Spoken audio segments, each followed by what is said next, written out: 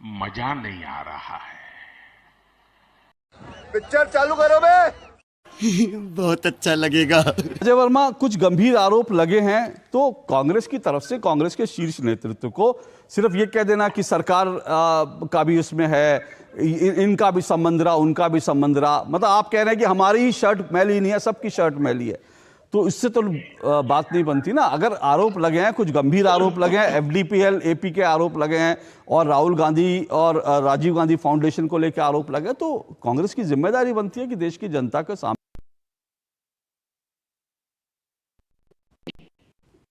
देखिए, सबसे पहले तो अशोक जी, जब आपका और तुहिन जी का चुनावी भाषण सुन के कंफर्म हो गया दोनों की भाषा का कि जो हिरेन जोशी बेचते हैं वही आप लोग पाठ्यक्रम को पढ़ते हैं, ये इसमें कोई डाउट नहीं है। आप उसे झूठ बोले या मने।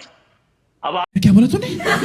आपके मैं दूसरे सवाल का जवाब देता हूं। एक शेर सुन लीजिए कि गरीब लहरों पे पैरे बिठाए जाते हैं, गरीब लहरों पे पैरे बिठाए जाते हैं और समुद्रों की तलाशी कोई नहीं लेता। कांग्रेस पार्टी अपोजिशन की पार्टी है, सरकार देश में नरेंद्र मोदी जी की है, फुल फ्लैश सरकार है, 56 इंच की सरकार है, विश्व गुरु की सरकार। कौन है जार सोरास? क्या रिश्ता है नरेंद्र मोदी जी का इससे? क्या रिश्ता है सरकार से? सरकार को फंडिंग जार सोरेस करता, विपक्ष के नेताओं को जार सोरेस नहीं करता। हाँ, मैंने जो शेर सुनाया था, जार सोरास तो गरीब लहरें समुंदर है, अडानी साहब, उनको बचाने के लिए, उसको छुपाने के लिए भाजपा का पूरा टूल किट, उसमें एक निशिकांत दुबे उस टूल किट के मेंबर है और एक गिरिराज सिंह। अच्छा, हमको सिखा रिया है। अशोक जी, जब सरकार बनती है तो लोकतंत्र में गिनती जिसकी ज्यादा होती है सरकार उसकी बनती है। तो नरेंद्र मोदी जी, नायडू और नीतीश की गिनती ज्यादा थी, तभी तो इनकी सरकार बनी है। इनकी कम थी गिनती, आप हार नामे बताएंगे प्लीज? ज्यादा थी गिनती, इसलिए सरकार बनी है ना। बताओ ना अशोक जी। आप बोलिए, अपनी बात रखिए, आप बोलिए, अपनी बात रखिए। मैं कुछ बोलूंगा तो आप कहोगे बोलने नहीं देता, कि आपने शुरुआती हम पर, मेरे पर निजी हमले से की थी, लेकिन मैं आपको रोकूंगा नहीं। मैं आपको, सुनिए, मैं आपको रोकूंगा नहीं। आपके सवाल आप बोल लीजिए, उसके बाद जब मैं आपको एक्सपोज करना शुरू करूंगा तो भागिएगा नहीं। बोलते रहिए। मैं अभी आपको समय दे रहा हूं, मैं आपको समय दे रहा हूं, क्योंकि मैं आपको समय दे रहा हूं, मैं आपको समय दे रहा हूं। मेरे से सवाल मत पूछिए, जो बोलना बोलिए, मैं आपको रोकूंगा नहीं, फिर एक्सपोज करना शुरू करूंगा, भागिएगा नहीं। बोलिए। हमें भागना होता तो आपके पास ना बैठते हैं ना। बोलिए बोलिए बोलिए बोलिए। हम आपको भगाते हैं। बोलिए। तो जब सरकार बनी नरेंद्र मोदी जी और नीतीश और नायडू के सहयोग से, तो उनके पास संख्या बल था।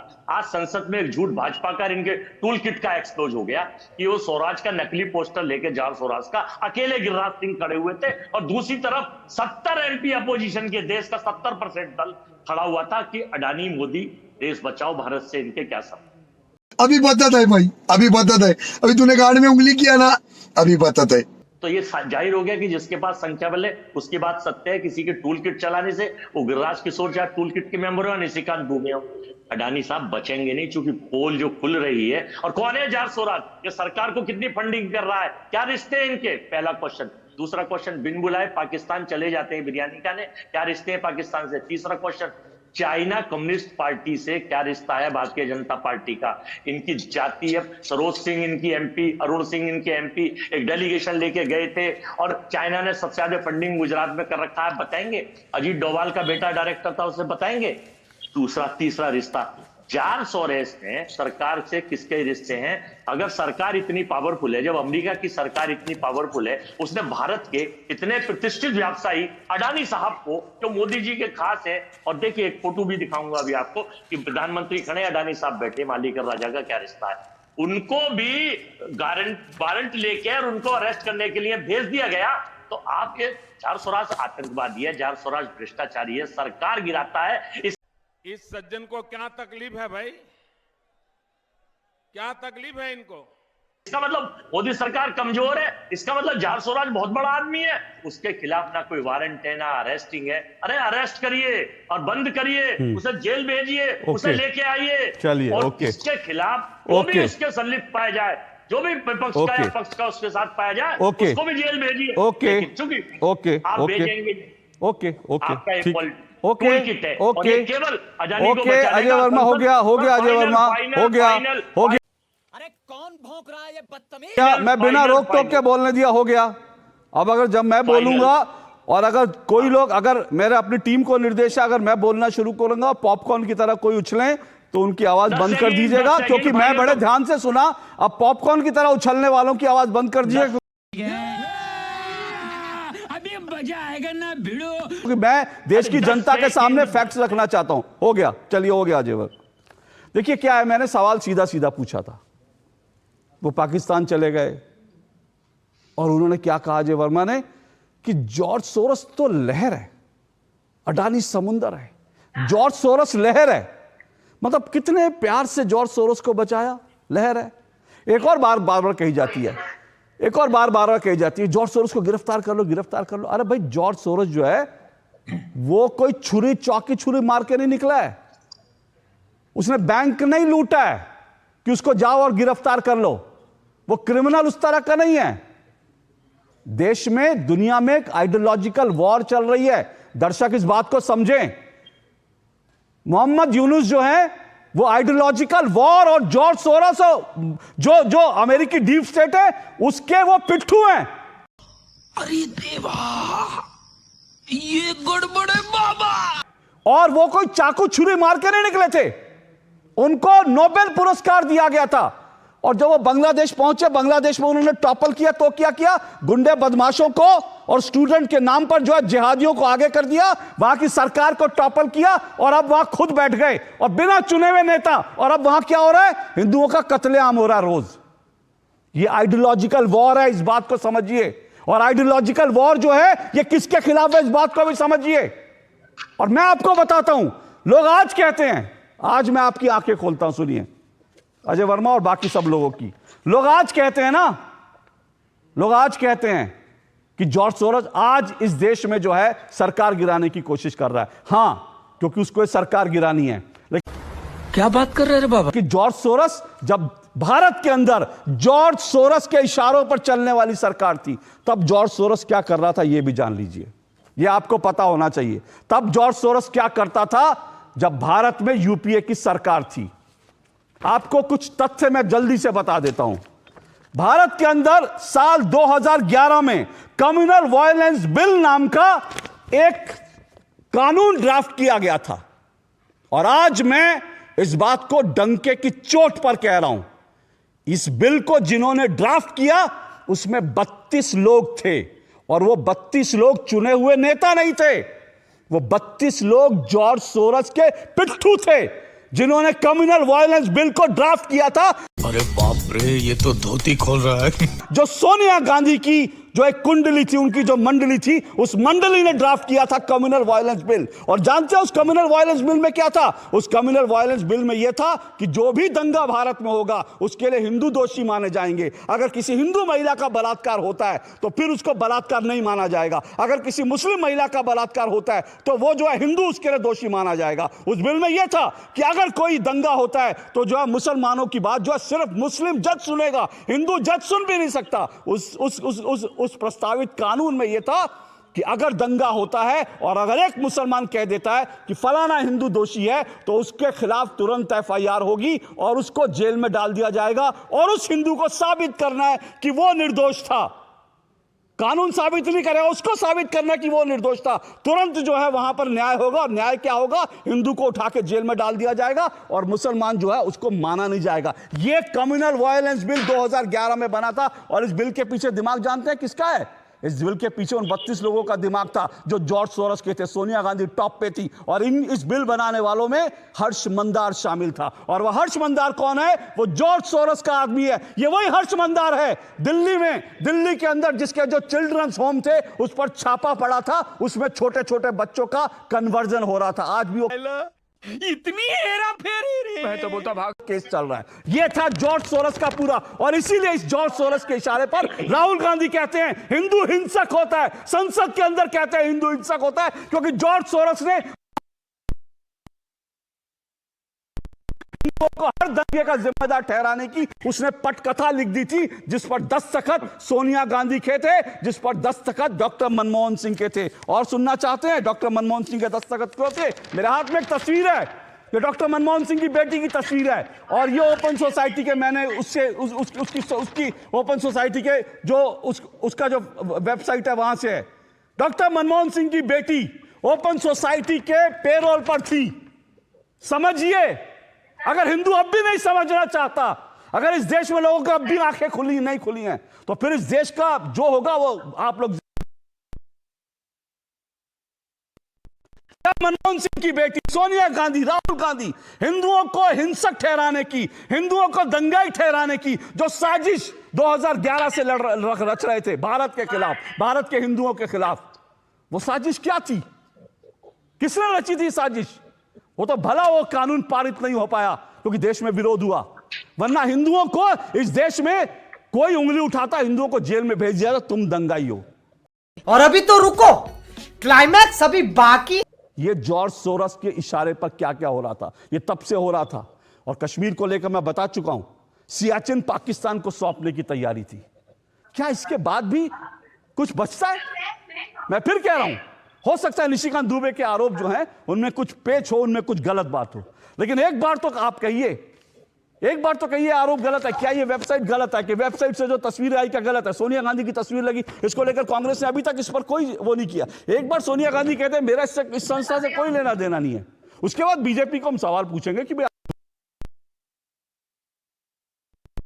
किया जाता तो सवाल तो उठेंगे ना। प्रेम कुमार जी, ये पूरी डिबेट जो है, ये पूरा जो मामला है, आप इसको कैसे देखते हैं? क्या ये रचा गया, गढ़ा गया है बीजेपी के द्वारा?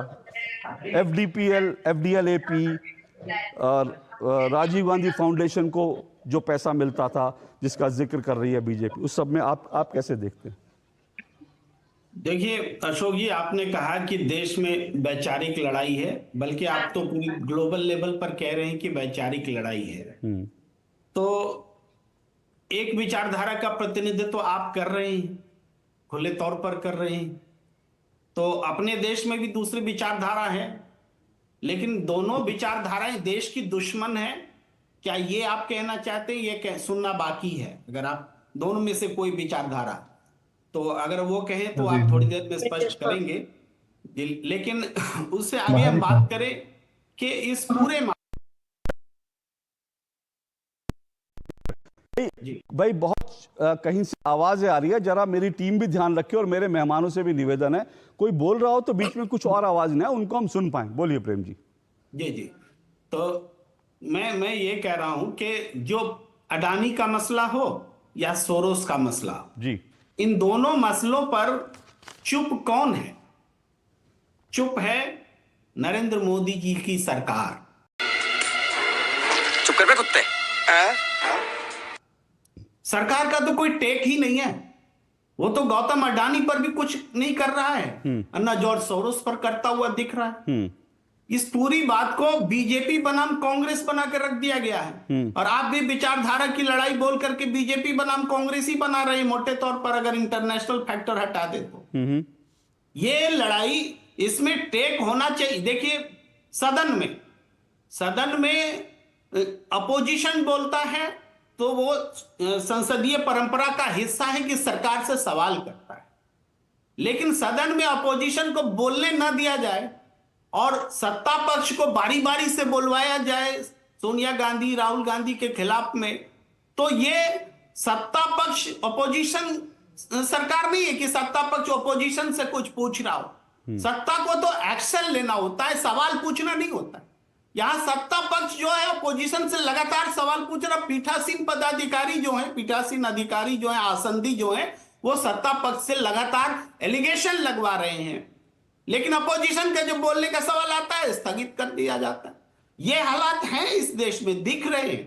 तो हमारा कहना है कि सरकार कहां है इस पूरे पर? आपने इतनी सारी बातें कर दी, भाई देश रसातल में जा रहे, देश में देश के दुश्मन ही भरे पड़े हैं, लेकिन सरकार कहीं है ही नहीं।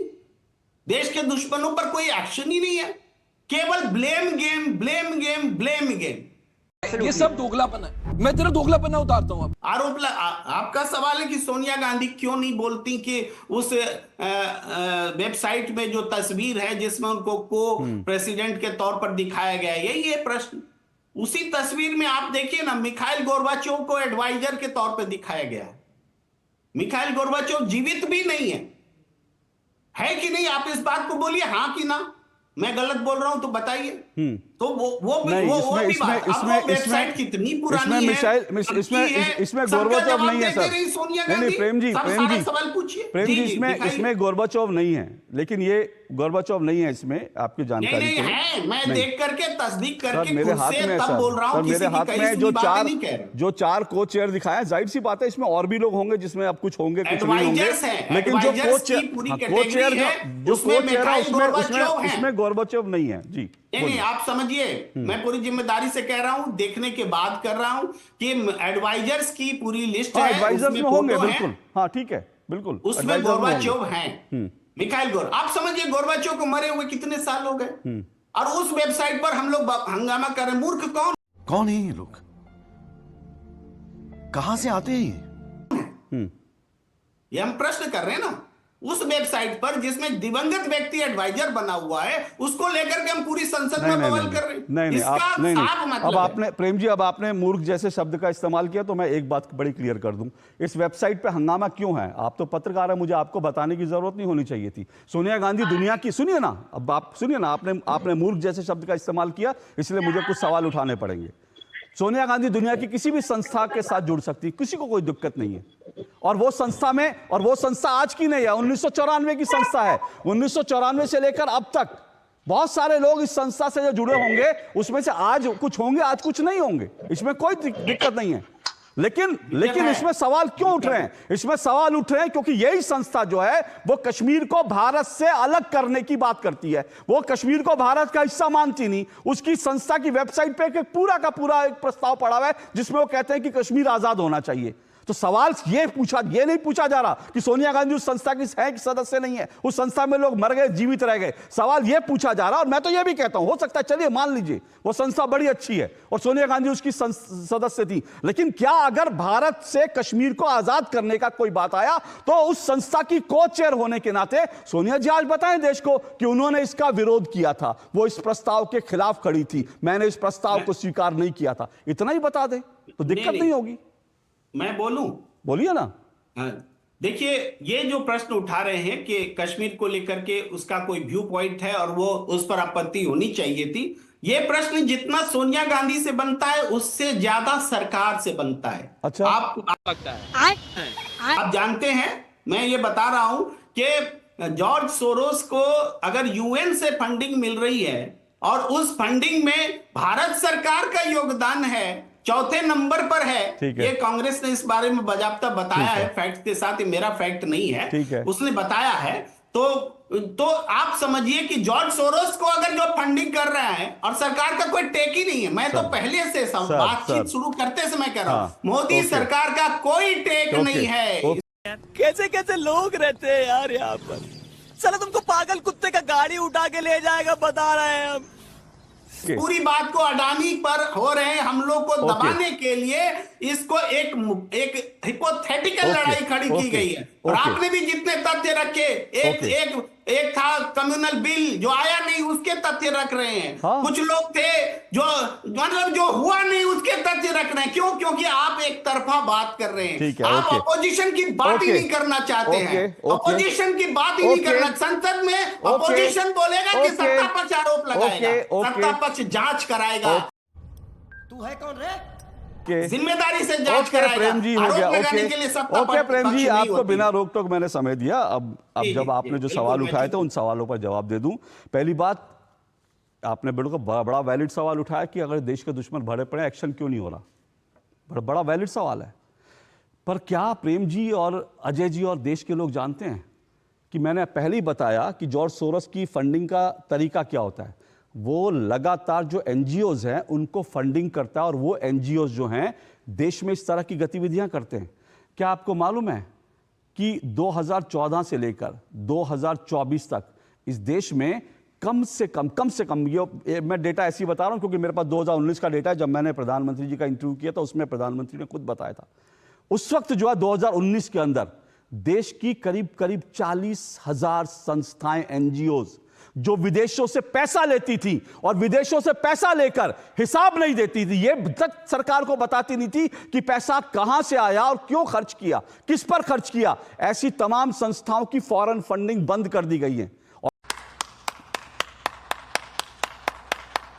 और इसमें कई नेताओं की, कांग्रेस के नेताओं के बच्चे बच्चियों की भी संस्थाएं हैं। और आप देखते हैं ना, बड़ा जो हल्ला होता है जब किसी संस्था के ऊपर जब पर कतरे जाते हैं, तो फिर होता है कि इस देश में जो है वो अभिव्यक्ति की आजादी नहीं है। आप विदेशों से पैसा लेंगे, दुनिया भर से पैसा लेंगे और भारत में उसको कहां खर्च करेंगे बताएंगे नहीं। और जब आपकी फॉरेन फंडिंग बंद कर दी जाएगी तो कहेंगे अभिव्यक्ति की आजादी पर हमला हो रहा है। जैसे आज अभिव्यक्ति की आजादी पर हमला हो रहा था, उसके विरोध में जेएनयू में टुकड़े टुकड़े गैंग ने जो फिल्म थी, एक फिल्म थी, उसके ऊपर पत्थर बरसाए। तो पत्थर बरसा के आप कहते हैं कि हमारी अभिव्यक्ति की आजादी है, हम तो पत्थर मारेंगे। और प्रेम जी, आपने कहा कि मैं एक विचारधारा, बिल्कुल मैं एक विचारधारा से जुड़ा हुआ हूं और मेरी विचारधारा है भारत देश।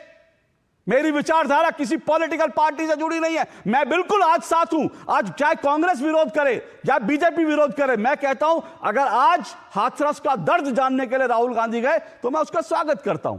किसी भी व्यक्ति का दर्द जानने के लिए राहुल गांधी जाते हैं, अगर उसके साथ इंसाफ भी है, बहुत अच्छी बात है, मैं उसके साथ खड़ा हूं। लेकिन अगर राहुल गांधी और कांग्रेस का इकोसिस्टम यह कहता है कि इस देश में सरदारों को, सिखों को पगड़ी नहीं बांधने दी जाती, और उसके बाद एक आतंकवादी पन्नू कहता है राहुल गांधी ने हमारी मन की बात पूरी कर दी, राहुल गांधी ने वही कहा जो हम कह रहे हैं, तो मैं उस विचारधारा के खिलाफ हूं। अगर राहुल गांधी कहते हैं कश्मीर में कत्लेआम हो रहा है और पाकिस्तान कहता है कि राहुल गांधी ने जो कहा वो सही कहा, हम भी यही कह रहे हैं, तो मैं राहुल गांधी और कांग्रेस की उस विचारधारा के खिलाफ हूं जो टुकड़े टुकड़े गैंग का समर्थन करती है। क्या बात है सर, क्या बात है सर, क्या बात, ये बात है। अरे सर क्या बात, में नारे लगते हैं भारत तेरे टुकड़े होंगे इंशाअल्लाह इंशाअल्लाह। राहुल गांधी जब उन नेताओं के साथ खड़े होकर कहते हैं ये अभिव्यक्ति की आजादी है, तो अशोक श्रीवास्तव उसे अभिव्यक्ति की आजादी नहीं मानता, मैं उसे देश तोड़ने की बात मानता हूं और मैं उसके खिलाफ हूं। तो अशोक श्रीवास्तव की एक विचारधारा है कि भारत एक है, कश्मीर से लेकर कन्याकुमारी तक, पंजाब भारत का हिस्सा है, किसी माई के लाल में दम नहीं है कि पंजाब को भारत से अलग कर ले, किसी माई के लाल में दम नहीं है कश्मीर को भारत से अलग कर ले। लेकिन जब एक पार्टी कश्मीर को तोड़ने वाले और पाकिस्तान से के इशारे पर खालिस्तान बनाने वालों का समर्थन करती है, तो अशोक श्रीवास्तव वैचारिक रूप से उसका विरोध करेगा, बार बार करेगा। उसके लिए आप चाहे तो मुझे निशाना बना सकते हैं, आप चाहे तो मुझे मूर्ख कह सकते हैं, आप चाहे तो मुझ पर राजनीतिक हमले कर सकते हैं, मुझे इससे कोई फर्क नहीं पड़ता।